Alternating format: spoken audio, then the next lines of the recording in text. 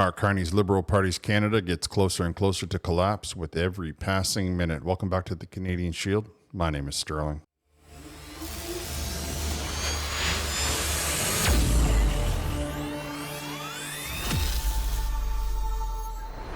Recent polling indicates that nearly 70% of Canadians indicate the standard of living to be their number one concern. Of course, the Liberal government is responsible for authoring the decrease in our standard of living. So that's going to be something that's very difficult for them to overcome. However, before I get into it, I would encourage all of you to double check that you're still subscribed, because I am getting indications from people that they are being unsubscribed. At the same time, I would encourage you to share this with your socials. Okay, let's check it out.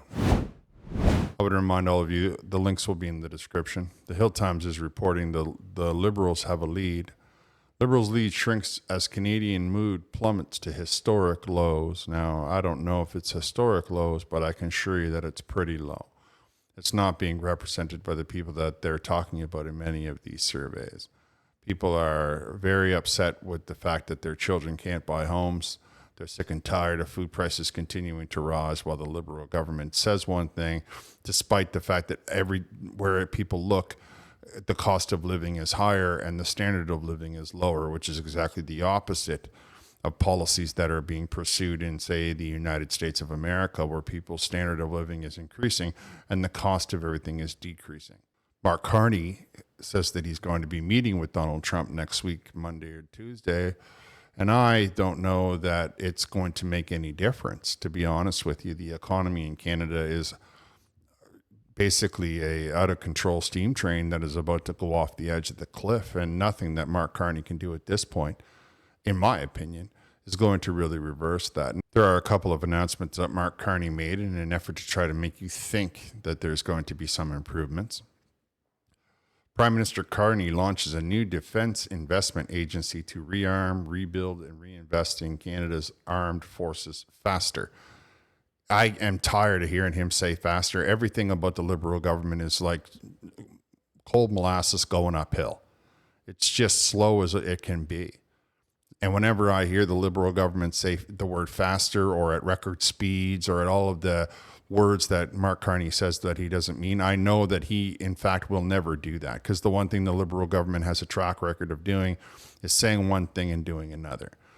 But he wants to make everybody think that by developing a new bureaucracy that he's got to hire people to fill, that he's got to buy buildings or rent buildings or upgrade buildings to put people in, and then paying all of these new bureaucrats all of these crazy salaries, which tend to be about 10% higher than the private industry, the private sector.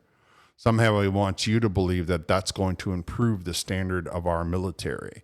I mean, he's not investing in the development of weapons. He's not investing in better training. He's not investing in any of that. He simply hired some people to sit in an office so that he could tell NATO he spent more money on the 1.5% that he's permitted to spend on administrative. I'm not going to bore you with the propaganda that this, I'll leave a link for it in the description. Of course, while Mark Carney was jet setting around the world and hanging out with his friends in England and in New York, Donald Trump was getting things done for his country. Mark Carney still has not produced a single outcome from the deal with Donald Trump or from the trade barriers that have been put up. And of course, Donald Trump and the FBI have made no bones about the fact that the federal government in Canada has not done enough to secure the border. That's just one thing. And Donald Trump has not backed down on his insistence that it could be 51, that Canada could just join the United States. In fact, he just talked about it from the podium, or like when he was addressing many of the heads of his military just last week. However, Mark Carney wants everybody to believe that he's going to somehow go down there and close a deal. Today, Prime Minister Mark Carney announced that he will travel to Washington, D.C., United States of America, on the evening of the 6th of October, ahead of a working visit and a meeting with the President of the United States, Donald J. Trump, on August 7th. Canada and the U.S. launched consultations last month that will inform preparations for the first joint review of CUSMA. Prime Minister's working visit will focus on shared priorities in the new economic and security relationships between Canada and the U.S. I cannot tell you how Fed up I am from hearing the same old stuff from the Carney government. There are other ways that we can try to repair this country. There are other ways that we can try to improve the standard of living. We know that the Americans have got a position with the whole wide world globe. They don't want any free trade anywhere. Now, Mexico has bent the knee and is essentially doing anything that Donald Trump says. Plus, Mexico has a stronger trade relationship with the United States because they offer things into the United States that the United States can't actually get in their country, whereas Canada doesn't have much that the United States can't manufacture on their own. Further, Donald Trump does not like the Liberal government. He doesn't like any of them. They were very, very rude to him in their far left behavior, which many people would call hatred. Many people would call very, very aggressive. And you can see how Donald Trump is still not very polite to anybody that comes out of the Liberal Party. And I don't think that Mark Carney needs to waste any time going down there to try to convince the Canadian population that he's going to get what? I mean, what do we get? The tariffs are exactly the same as they were in Kuzma, except for on the steel. And the country is rapidly running out of money. So I don't know what you think is going to change.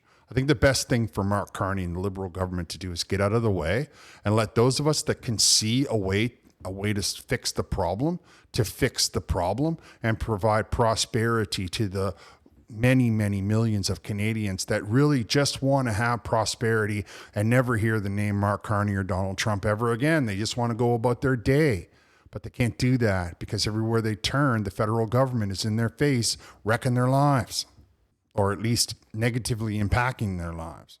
Here's a pretty interesting example of how the Liberal government has mismanaged our country. As many as 47,000 foreign students may now be in Canada illegally, the IRCC. 47,175 people who entered Canada as students are potentially quote-unquote non-compliant, meaning they are not attending classes as required by the terms of their visa, an official said. They said that at committee. So and let's just think about that. You're in another country. You're not from Canada, and there's 40,000 of you. I mean, that's like an army, okay? But let's just say, for the sake of argument, that it's not an invasion from India. Let's just look at it from another perspective. 10,000 might have slipped down into the States. Another 10,000 might have become, living on the fringe of society, not necessarily keeping a full-time job. Probably half of them are stuck in that whole temporary foreign workers nightmare, living 25 deep in a basement apartment. And the Liberal government shrugs it off and says, don't worry about it. We're going to pass laws to make sure you can't say anything mean to each other on the internet. I mean, that's their priority. There are 50,000 people running around this country that are not paying taxes, and they are taking from the system. That's a bare minimum of 50,000, right? And they all came here on the guise of learning and being educated. And let's just give them the benefit of the doubt and say half of them have fallen into the nightmare and the fraudulent aspect of the school visa program. There are still going to be many others that are, slipping down into the States, which of course is only going to give Donald Trump something to say, or they're running around breaking the law because they need to feed themselves. You can't tell me that the Liberal government shouldn't be putting more priority on this than they are on whether or not somebody has said something on the internet that the Liberal government doesn't agree with. But all they seem to be caring about is censorship. So I'm not sure that this is the government that's going to be able to solve these problems. And I come back to what I said earlier. It's time, I think, for the Liberal government to step aside, just do the right thing by Canadians and get out of the way so that those of us that can see how to fix it, we can get down to business and just fix it. Of course, the Liberal government is trying to convince everybody that the world is not interested in our products, in our oil, and in our natural gas. And yet this company called Targa, this was dated October the 2nd, 2025, is to build a 500-mile NGL, natural gas liquid, pipeline in the Permian Basin, which is down in the United States, filled with oil.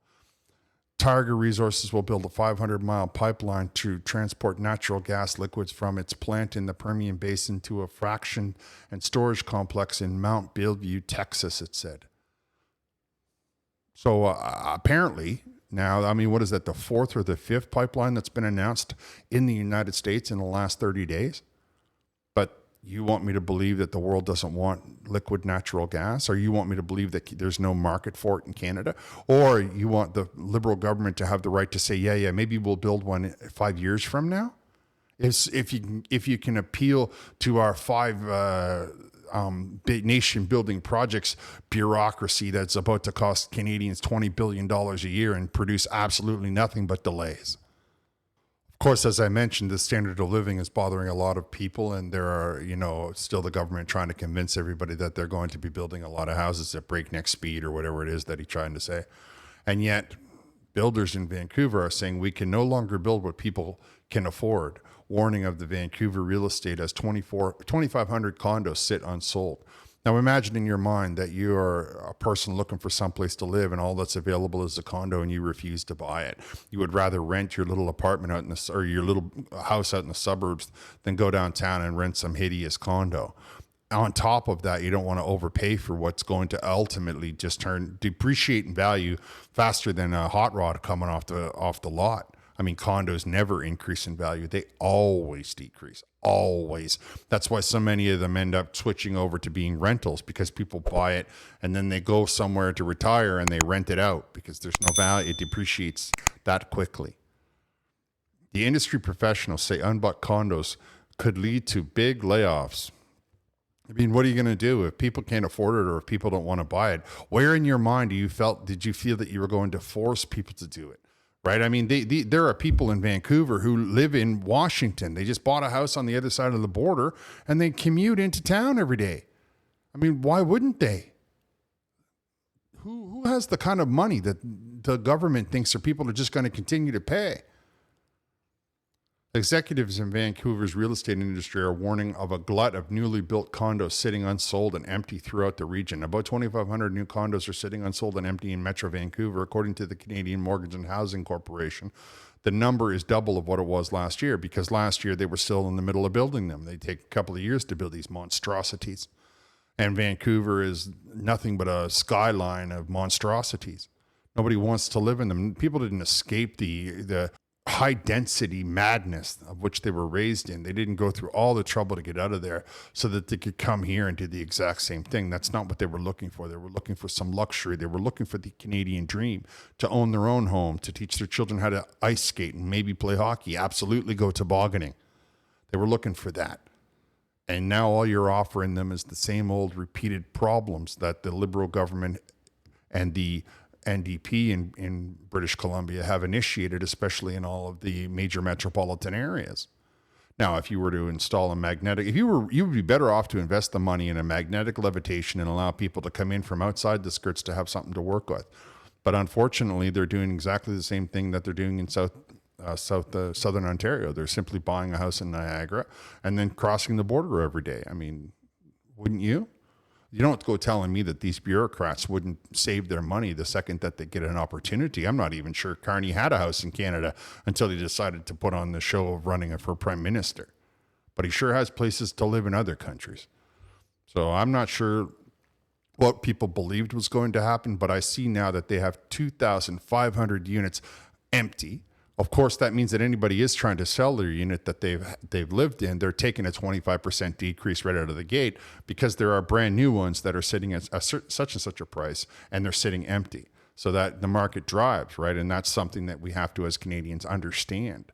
The people that either they don't have the money or they're not willing to pay it, it doesn't matter. They drive the price. And as it collapses, as the housing market crashes in all of these major metropolitan areas, and the Liberal government is running around trying to tell you that they're going to build it all in some 3 little central locations without ever talking to you about the logistical issues. I mean, the last thing that you need to worry about is you can frame a house in no time at all. Pouring the concrete, running the wires, running the piping, that takes time. I'll do a different video on the housing. If I'm honest with you, homelessness is something that I have experienced in my life, and I don't appreciate the government destroying people having a quality of life by giving them a good place to live and inexpensive food. It just really gets under my skin, and that's what you see. That's why you see me getting a little bit aggravated. I'm just going to wrap up with Alberta and the separatist movement out there. Now, to remind everybody, they have a ballot question possibility in Alberta, which I believe that should be unified, like should be right across the whole country. That should be an absolute right by all Canadians to have ballot questions, whether it be in the city, municipal, whether it be provincial, or whether it be federal. There should be ballot questions that are permitted to be put on every ballot. They use it in the States. Now, in Alberta, they've had it for quite some time, like some in the 70s, I believe they started it. And Danielle Smith lowered the thresholds for what question can be put on the ballot. So I submit the question to the government. If the government feels like it passes all the muster, then I raise the signatures, and then the signatures let the question go on the ballot. There are two parties out there in Alberta right now. There's a separatist movement and there's a non-separatist movement, essentially. And the separatist movement, who is called the Alberta Prosperity Project, has met with a couple of people from the United States administration. Alberta separatists boast cabinet level meeting with Trump administration. We literally 1 degree of separation from the Oval Office, Rath said Monday. 3 men from Alberta gathered in the government building in Washington, D.C. this week to meet with cabinet level U.S. officials about the potential for American support of an independent Alberta. Now, I'll say again, you can read the article. I'll leave a link in the description. I'm not going to go through the entire thing. I believe that when you hear somebody talking about, I've met with the cabinet minister of Donald Trump, then you can understand that they will, no problem at all, be able to file a report to Donald Trump. And that if Donald Trump didn't want any, I mean, think about the idea that that a cabinet member met with this group of people, and they wouldn't even send a cabinet member to meet with Dominic LeBlanc when he was trying to negotiate the trade deal with the United States. So it's a language in itself who comes in the room with you. I am not trying to tell you one way or the other, but I do believe that if for some reason separation happens, because they already have they have enough signatures to put the question on the ballot, it's so bad that one of the political parties tried to send the question to review, and I believe that was overturned, that the question is just fine, and they have all of the signatures that they need to put it on the ballot. And there are, from what I understand, there's with every passing day, more and more people are prepared to leave Canada, especially when you talk to them about not just about the pipelines and stuff like that, but when they find out that they got to send money to Quebec while Quebec does nothing but mock them, oh my, does that set them off.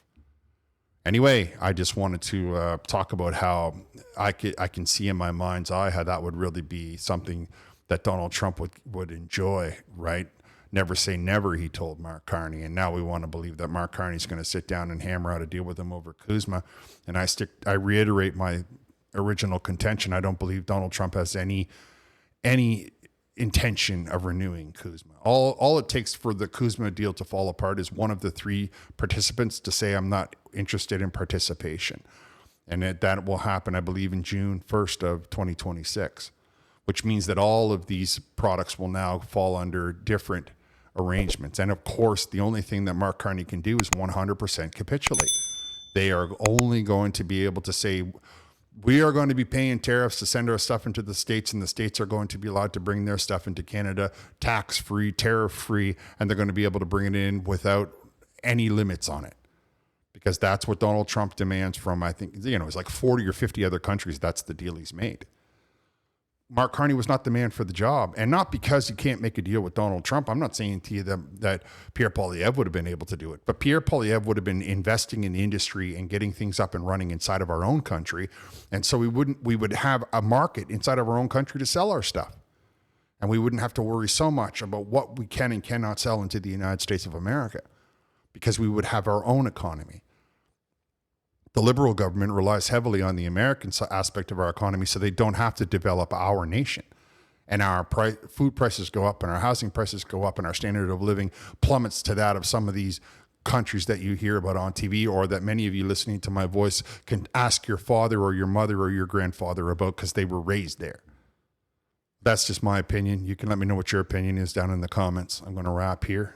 Thank you for listening. I'll talk to you next time.